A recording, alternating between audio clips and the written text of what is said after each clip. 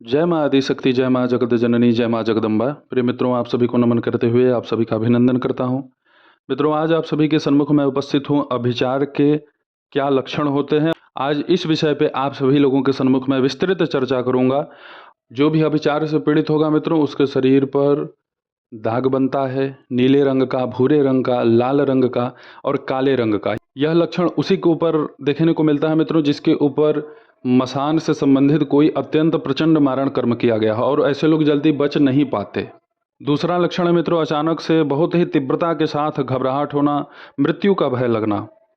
तीसरा लक्षण है, अगर आप साधक हैं तो साधना करते समय आपके शरीर में बहुत ही अत्यधिक और विचित्र तरीके से पीड़ा होना, आपके कंधे पर, आपके गर्दन पर और आपके रीढ़ की हड्डियों में ऐसे लगेगा जैसे कुछ घूम रहा है। मतलब कुंडली का चढ़ना वो एक अलग विषय है, ऐसे लगेगा कि जैसे कोई आपको तोड़ रहा है, घुमा रहा है वहीं पे।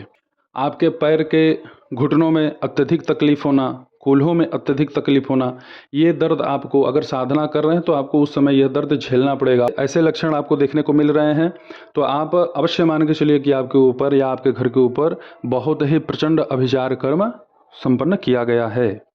चौथा लक्षण है मित्रों, शरीर में कोई भी गंभीर अथवा ला इलाज बीमारी का होना और उस बीमारी से उस व्यक्ति की जल्दी मृत्यु नहीं होती। अगर ऐसे लक्षण आपको देखने को मिल रहे हैं मित्रों तो इसे आप अवश्य समझ लें कि आपके ऊपर प्रचंड अभिचार कर्म किया गया है। पांचवा लक्षण है मित्रों, घर में पूजनीय पौधे जैसे तुलसी या शमी वृक्ष का तत्काल सूख जाना।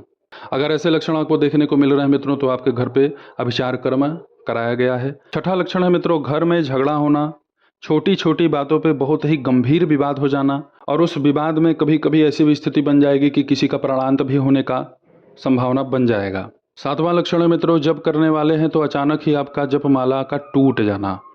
अगर ऐसी स्थिति आपके साथ घटी है या घट रही है तो आप समझ लीजिए कि आपके घर के ऊपर कोई न कोई गुप्त रूप से तंत्र प्रयोग करवा रहा है। आठवां लक्षण है मित्रों, गंदे और डरावने सपने आना। नवां लक्षण है मित्रों, शरीर से अपना पूर्ण नियंत्रण खो देना। यह लक्षण गंदे अभिचार के माध्यम से ही शरीर पर देखने को मिलते हैं।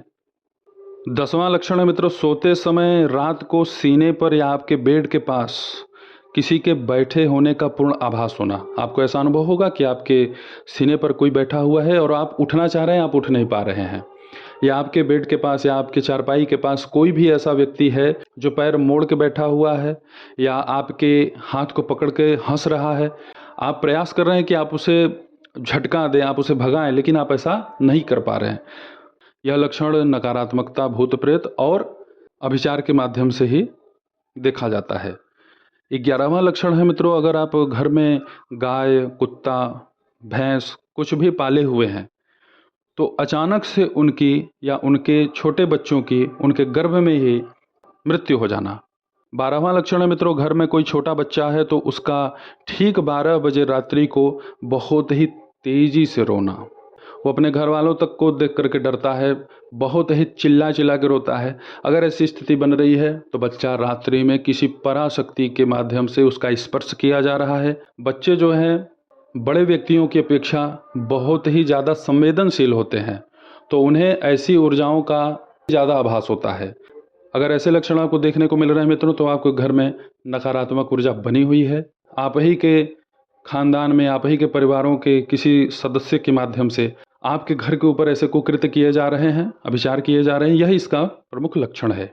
13वां लक्षण है मित्रों, जलते दीपक में पूजा करते समय मक्खी का गिर के मर जाना।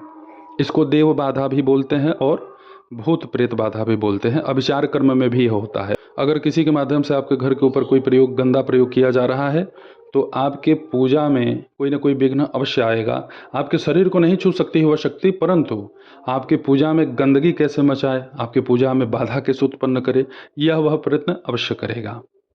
तो अगर ऐसे लक्षण आपको देखने को मिल रहे हैं, कोई कीट पतंगा, कोई मक्खी उसमें गिर के मर रही है, तो आप समझ लीजिए कि आपका कोई गुप्त शत्रु आप ही के खानदान में है जो आपका विनाश चाह रहा है और वह कहीं ना कहीं ऐसे बाबाओं के पास जा रहा है जो आपके विनाश के लिए कोई अभिचार कर्म कर रहे हैं। 14वां लक्षण है मित्रों, आपके घर पर कहीं भी आपको देखने को ऐसा मिल रहा है कि कोई मांस का टुकड़ा वहां आके गिरा है। ये बहुत ही प्रचंड अभिचार कर्म होता है और इसका काट यथासंभव नहीं हो पाता। और यह अभिचार आप ही के परिवार के, आप ही के खानदान के कोई स्त्री या पुरुष अवश्य होंगे। 15वां लक्षण है मित्रों, मल मूत्र मांस जैसा बहुत ही तीक्ष्ण दुर्गंध आना और घर में किसी एक काली परछाई का घूमना। 16वां लक्षण है मित्रों, पीड़ित व्यक्ति का पूजा पाठ में रुचि समाप्त हो जाना, या उसका कोई व्यापार बहुत ही अच्छा चल रहा है तो उसके व्यापार का पूर्ण रूप से नाश हो जाना।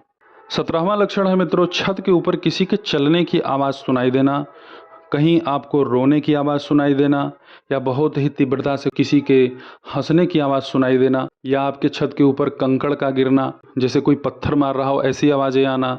ऐसी स्थिति आपके साथ घटित हो रही है तो आपके घर में प्रेत का वास है, आपके घर में गंदी ऊर्जा का वास है।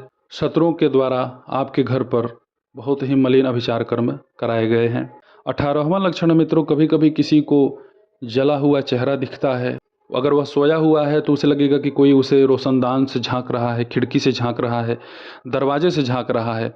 अगर ऐसी स्थिति आपको देखने को मिल रही है तो यह आप मान के चलिए कि आपके घर के ऊपर आप ही के परिवार के किसी सदस्य ने बहुत ही प्रचंड तंत्र कराया है। 19वां लक्षण है मित्रों, लीवर या किडनी की बड़ी ही गंभीर बीमारी होना और समय से समाधान ना होने पर उसकी मृत्यु हो जाना।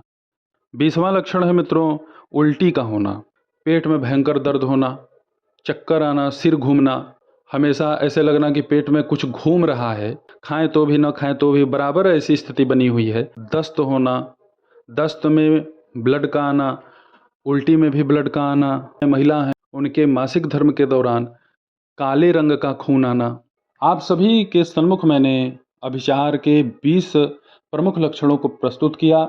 ऐसे ही मित्रों आप सभी के सन्मुख में उपस्थित होता रहूंगा दिव्य और चमत्कारिक विषय को लेकर के। तब तक आप सभी अपना ध्यान रखें, सुखी रहें, स्वस्थ रहें। जय माता दी, हर हर महादेव।